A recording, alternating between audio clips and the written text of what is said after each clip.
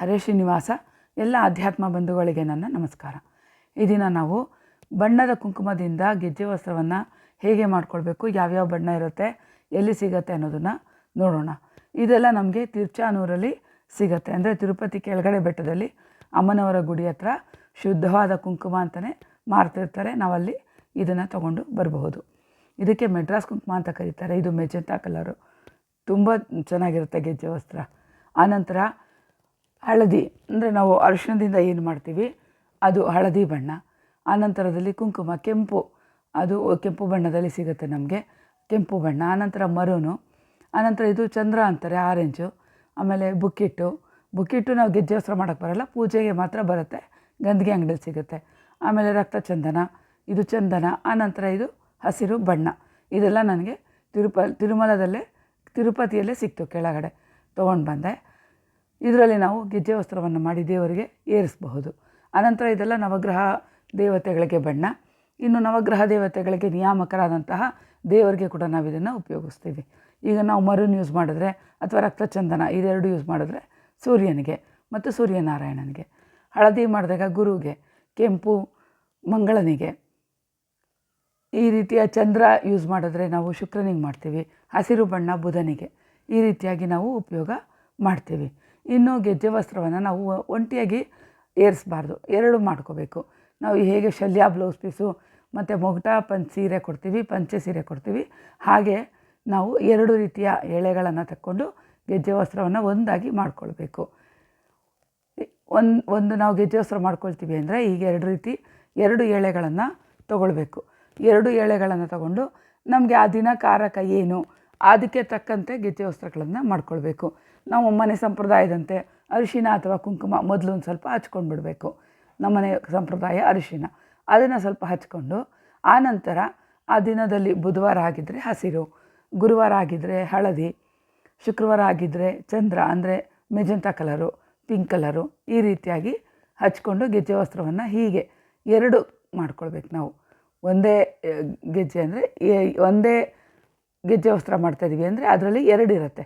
ಶಲ್ಯ blouse piece ಅಂತ ನಾವೇನು ಕೊಡ್ತೀವಿ, ಮರದ ಬಾಗಿಣದಲ್ಲಿ ಹಾಕಿ ಅಥವಾ ಮುತ್ತೈದೆಯರಿಗೆ ಕೊಟ್ಟಾಗ, ಬ್ರಾಹ್ಮಣರಿಗೆ ಕೊಟ್ಟಾಗ ಪಂಚೆ ಜೊತೆ ಬ್ಲೌಸ್ ಪೀಸ್ ಇಡ್ತೀವಲ್ಲ, ಹಾಗೆ ನಾವು ಎರಡನ್ನ ಅನುಸಂಧಾನ ಮಾಡ್ಕೊಳ್ಬೇಕು.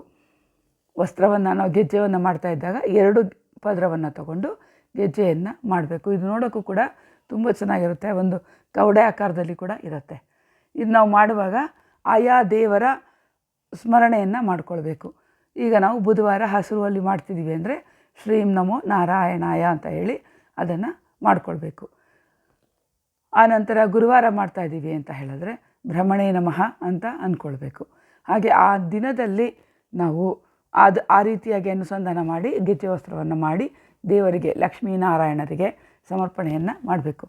ಯಾವುದೇ ದೇವತೆಗಳಿಗೆ ನಾವು ಸಮರ್ಪಣೆ ಮಾಡಿದ್ರೂ ಜೋಡಿಯಾಗೆ ಮಾಡಬೇಕು. ಈಗ ಷಣ್ಮುಖನಿಗೆ, ಸುಬ್ರಹ್ಮಣ್ಯನಿಗೆ ಮಾಡ್ತಿದ್ದೀವಿ ಅಂದರೆ ಅವರ ಪತ್ನಿ ಸಮೇತವಾಗಿ ನಾವು ಅವರಿಗೆ ಸಮರ್ಪಣೆಯನ್ನು ಮಾಡಬೇಕು. ವಲ್ಲಿ ಸಮೇತ ಸುಬ್ರಹ್ಮಣ್ಯಾಯ ನಮಃ ಅಂತ. ಗಣಪತಿಗೆ ಮಾಡಿದ್ರೆ ಸಿದ್ಧಿ ಬುದ್ಧಿ ಸಮೇತ ಗಣೇಶಾಯ ನಮಃ. ಈಶ್ವರನಿಗೆ ಮಾಡಿದ್ರೆ ಪಾರ್ವತಿ ಸಮೇತ ರುದ್ರ ದೇವರು ಅಂತ ಹೇಳಿ. ನರಸಿಂಹದೇವ್ರಿಗೆ ಮಾಡಿದ್ರೆ ಲಕ್ಷ್ಮೀ ನರಸಿಂಹ, ದುರ್ಗಾಪತಿ ಲಕ್ಷ್ಮೀ ನರಸಿಂಹ. ಈ ರೀತಿಯಾಗಿ ಮಾಡಿ ಇದರಲ್ಲೇ ನಾವು ವಸ್ತ್ರವನ್ನು ಕೂಡ ಜೋಡಿಯಾಗಿ ಮಾಡಿಕೊಂಡು ಜೋಡಿಯಾಗಿ ಸಮರ್ಪಣೆಯನ್ನು ಮಾಡಬೇಕು. ಹೀಗೆ ನಾವು ಯಾವ ದೇವರಿಗೆ ಪೂಜೆ ಮಾಡ್ತೀವಿ, ಪತ್ನಿ ಸಮೇತ ಅಥವಾ ಪತಿ ಸಮೇತನೇ ಅನುಸಂಧಾನ ಮಾಡಿ ನಾವು ಪೂಜೆಯನ್ನು ಮಾಡಬೇಕು. ಎಲ್ಲರೂ ಕೂಡ ಅರ್ಧನಾರೀಶ್ವರರು. ಬ್ರಹ್ಮದೇವರಲ್ಲೂ ಸರಸ್ವತಿ ದೇವಿ ಅರ್ಧನಾರೀಶ್ವರರು. ನಾರಾಯಣನಿಗೆ ಲಕ್ಷ್ಮೀದೇವಿ ಹೃದಯದಲ್ಲಿರ್ತಾಳೆ, ರುದ್ರದೇವರಿಗೆ ಪಾರ್ವತಿ ದೇವಿ ಅರ್ಧ ದೇಹವಾಗಿ ಇರ್ತಾಳೆ. ಅದೇ ರೀತಿಯೇ ನಾವೆಲ್ಲ ದೇವತೆಗಳಿಗೂ ಅನುಸಂಧಾನ ಮಾಡ್ಕೊಳ್ಬೇಕು. ಅವರಿಗೆ ಮಾತ್ರ ನಾವು ಆ ಥರ ಅಲ್ಲ, ಎಲ್ಲ ದೇವತೆಗಳಿಗೂ ನಾವು ಜೋಡಿಯಾಗೆ ಸಮರ್ಪಣೆಯನ್ನು, ನೈವೇದ್ಯ ಆಗಲಿ ವಸ್ತ್ರ ಆಗಲಿ ಸಮರ್ಪಣೆಯನ್ನು ಮಾಡಬೇಕು. ಹೀಗೆ ಮಾಡೋದ್ರಿಂದ ನಮಗೂ ಕೂಡ ಒಳ್ಳೆಯ ದಾಂಪತ್ಯ ಸೌಮಾಂಗಲ್ಯವನ್ನು ದೇವರು ನಮಗೆ ಕೊಡ್ತಾನೆ. ಇನ್ನು ಗೆಜ್ಜೆ ವಸ್ತ್ರ ಮಾಡುವಾಗ ನೆಲಕ್ಕೆ ಆಗಲಿ, ನಮ್ಮ ಬಟ್ಟೆಗೆ ಆಗಲಿ, ನಮ್ಮ ದೇಹಕ್ಕೆ ಆಗಲಿ ತಾಕಬಾರ್ದು. ಶುದ್ಧವಾಗಿ ನಾವು ಒಂದು ತಟ್ಟೆಯಲ್ಲಿ ಇಟ್ಕೊಂಡು ಶುದ್ಧವಾದ ನೀರಲ್ಲಿ ಅಥವಾ ಸ್ವಲ್ಪ ಹಾಲನ್ನು ಮಿಶ್ರಣ ಮಾಡಿಕೊಂಡೇ ಮಾಡಬೇಕು.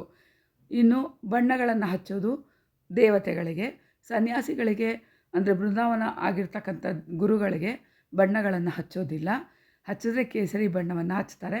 ಆದರೆ ನಾವು ಮಡಿಯಿಂದ ಅವರು ಇರ್ತಾರೆ ಅನ್ನೋದರಿಂದ ನಾವು ಗೆಜ್ಜೆ ವಸ್ತ್ರವನ್ನು ಸನ್ಯಾಸಿಗಳಿಗೆ ಏರಿಸೋದಿಲ್ಲ. ಇನ್ನು ಸೋಮವಾರ, ಅಮಾವಾಸ್ಯೆ ಇಂಥ ದಿನಗಳಲ್ಲಿ ನಾವು ಹತ್ತಿಯನ್ನು ಮುಟ್ಟೋದಿಲ್ಲ. ಆ ದಿನ ಗೆಜ್ಜೆ ವಸ್ತ್ರವನ್ನು ಮಾಡೋದಿಲ್ಲ. ಇನ್ನು ಮಿಕ್ಕಂಥ ದಿನಗಳಲ್ಲಿ ಪ್ರತಿನಿತ್ಯವೂ ದೇವರಿಗೆ ಗೆಜ್ಜೆ ವಸ್ತ್ರವನ್ನು ಏರಿಸಬೇಕು. ಏರಿಸಿಯೇ ಪೂಜೆಯನ್ನು ಮಾಡಬೇಕು ವಸ್ತ್ರವನ್ನು ಕೊಟ್ಟು. ಹೇಗೆ ಸ್ನಾನ ವಿಶೇಷ ಹಾಗೆ ವಸ್ತ್ರ ಕೂಡ ವಿಶೇಷ. ಇನ್ನು ಆ ದಿನ ಹಾಕಿದಂತಹ ಗೆಜ್ಜೆ ವಸ್ತ್ರವನ್ನು ಮಾರನೇ ದಿನ ತೆಗೆಯಲೇಬೇಕು. ತೆಗೆದೇ ಒಂದು ದಿವಸನೂ ಆ ಗೆಜ್ಜೆ ವಸ್ತ್ರವನ್ನು ಇಡಬಾರ್ದು. ನಾವು ಹೇಗೆ ಇವತ್ತು ಬಟ್ಟೆ ಹಾಕಿ ನಾಳೆ ಬೇರೆ ಬದಲಾವಣೆ ಮಾಡ್ತೀವಿ, ಹಾಗೆ ನಾವು ಮಾರನೇ ದಿವಸ ಹಾಕಿಲ್ಲ ಅಂದರೂ ಪರವಾಗಿಲ್ಲ ಗೆಜ್ಜೆ ವಸ್ತ್ರ, ಆದರೆ ಹಿಂದಿನ ದಿನದ ಗೆಜ್ಜೆ ವಸ್ತ್ರವನ್ನು ತೆಗೆದು ಅದರ ಬದಲಾಗಿ ಅಕ್ಷತೆಯನ್ನು ಹಾಕೋದ್ರಿಂದ ವಸ್ತ್ರವನ್ನೇ ಕೊಟ್ಟಂತಹ ಫಲ ನಮಗೆ ಸಿಗತ್ತೆ. ಇನ್ನು ಸೂರ್ಯನಿಗೆ ವಿಶೇಷವಾಗಿ ಮತ್ತು ಗಣಪತಿಗೆ ರಕ್ತಚಂದನದಿಂದ ವಸ್ತ್ರವನ್ನು ಮಾಡಬೇಕು. ಅವರಿಗೆ ಇದರಿಂದ ತುಂಬ ಪ್ರೀತಿ ಆಗತ್ತೆ. ಹೀಗೆ ನಾವು ಮಾಡ್ತಕ್ಕಂಥ ಪ್ರತಿಯೊಂದು ಕರ್ಮವು ಜ್ಞಾನದಿಂದ ಭಕ್ತಿಯಿಂದ ಮಾಡೋಣ. ಎಲ್ಲರಿಗೂ ಒಳ್ಳೆಯದಾಗಲಿ. ಹರೇ ಶ್ರೀನಿವಾಸ.